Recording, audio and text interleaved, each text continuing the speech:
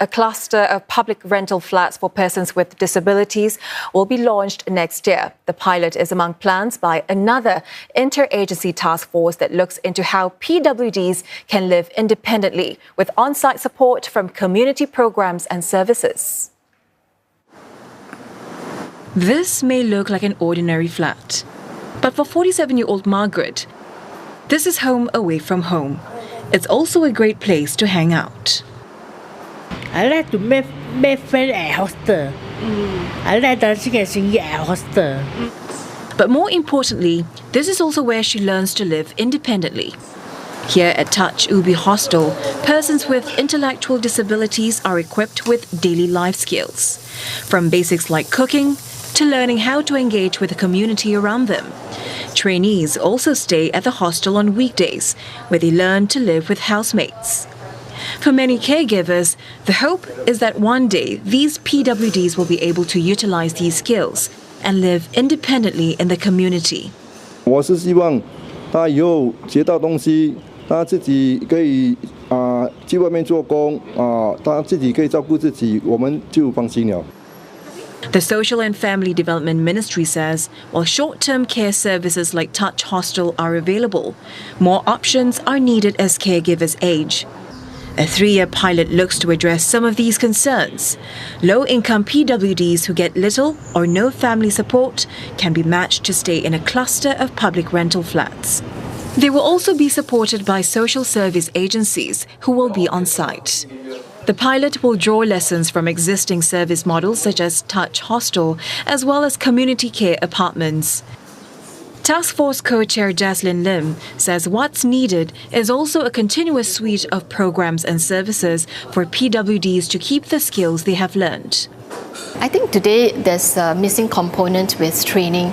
I think a lot of individuals with disabilities may stop learning when they leave school. And many of them will also benefit from a very structured program where they are explicitly taught skills to live independently, practice, supervised, and gain independence over time.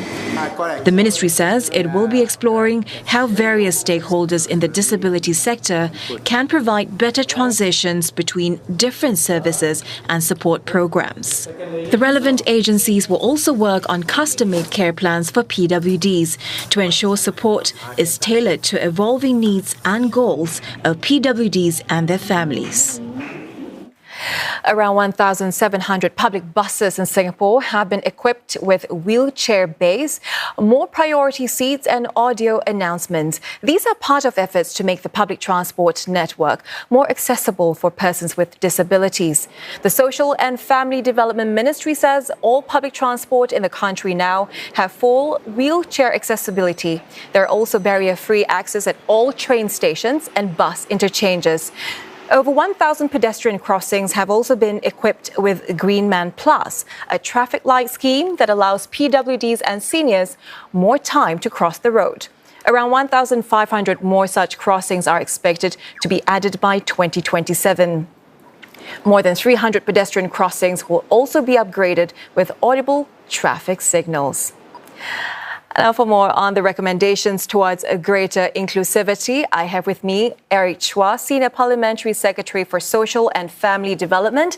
And also joining us on Zoom is a member of the Taskforce on Community Living for Persons with Disabilities, Chia Yong Yong. Mr. Chua, Ms. Chia, thank you so much for joining us today on Singapore Tonight. Thanks for having me, Syahida. So, Mr. Chua, these recommendations from the two task forces, from inclusive employment to community living, how far enough do they go in helping PWDs, or do you think there's so much more that can be done? Well, first off, these two task forces were actually set up after the launch of our fourth and latest Enabling Master Plan, EMP 2030. And this was launched in August 2022, 2 years ago.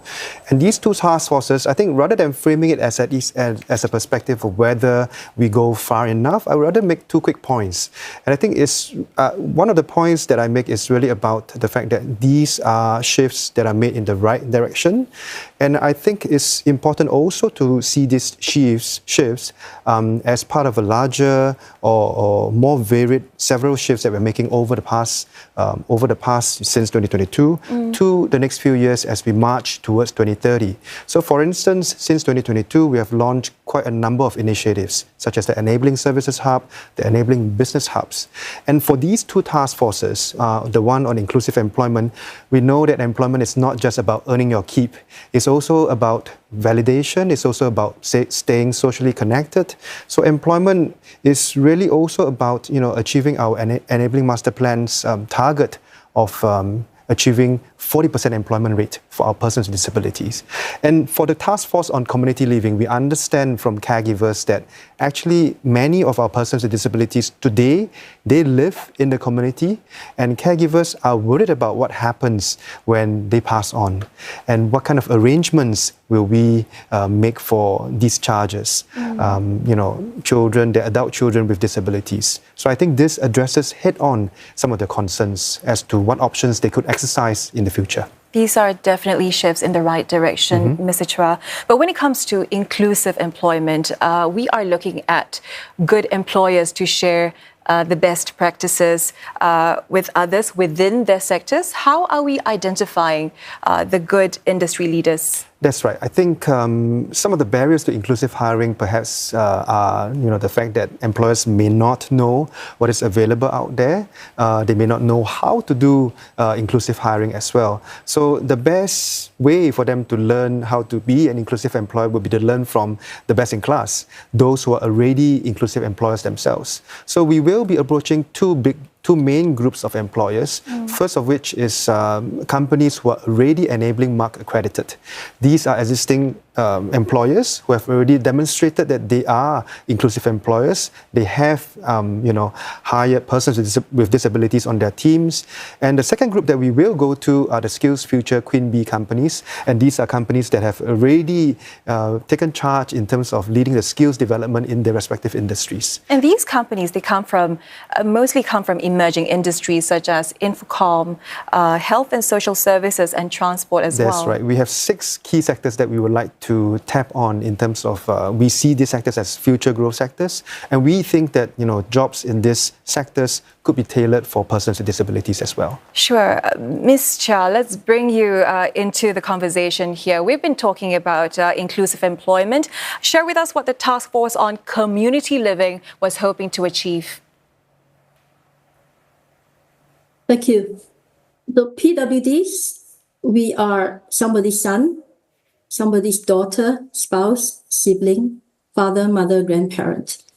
So most of us wish to live with our families, and our caregivers wish to continue personally to care for us for as long as they're able. But we don't want to be a burden to the people we love.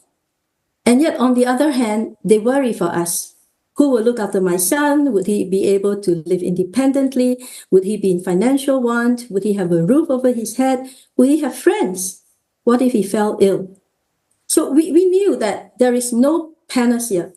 So the task force studied ways to enhance the range of support so that people with disabilities could live independently within the community. And so if you look at our recommendations in this way, the first, we focus on the individual PWD, the development of that individual, and that's recommendation 1. We revamp the suite of adult disability services to empower him or her. Second focus, we create a community environment and support network for supported living and community participation. And the third is to journey with the PWDs and the caregivers in forward and transition planning. You see, because the last thing we want is for any family or individual to plunge into crisis mode. So we needed a sector-level, person and family-centered framework. And so this is how we have crafted the recommendations, and we hope that the community together would work with us to achieve these outcomes. Those were very important questions to ask, Ms. Chia. But after 2 years of work, what were some of the ideas that came up for consideration? What were some of the challenges that you faced, and how do you overcome them? Well, most of our recommendations have been accepted, but there were a couple which we thought could have come on maybe a little bit later downstream. Because we debated if the Enabling Living Program could include persons with moderate high needs. But it is new to Singapore, so we needed to learn at more sustainable levels before we applied that model to other forms of disabilities. We also explored if support services for ADL and other needs could be expanded to support PWDs to live in the community. Again, we think this could be this concept, Ms. Chia, this concept of community living is essentially about helping them to live independently, equipping them with really the daily life skills and perhaps allow them to build relationships with others whom they share the spaces with, right? Mr. Chua, how does this concept of community living, though, help to relieve caregiver burden of people with families with PWDs?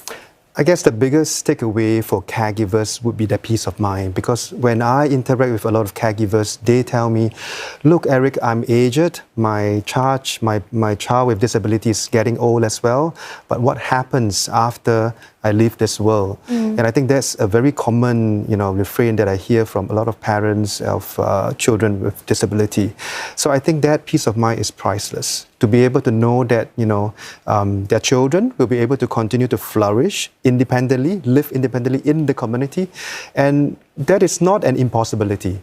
And we know that living outcomes, by all measures, for the person with disability will be much better if they continue to remain in the community, stay connected to their friends in the neighborhood, have neighbors as well as the provision shop owners or hawkers, being the familiar friendly faces they can tap on, the friendly neighborhood uncles and aunties they can tap on. I think that would be the perfect outcome that we want to gun towards. And when it comes to building up the company's inclusive hiring capabilities, what sort of financial support can employers expect for being inclusive hirers, and how can it actually help to expand employment opportunities for PWDs? Actually, as of today, there are already a number of programs that employers can apply for. So, for instance, the Open Door program, enabling employment credits, the Place and Train program, for instance. Some of them help with wage offsets. Some of them help with providing for support, financial support in terms of training, not just persons with disabilities, but also staff without disabilities, for them to gain know-how as to how they can make accommodations for colleagues with disabilities in their workplace.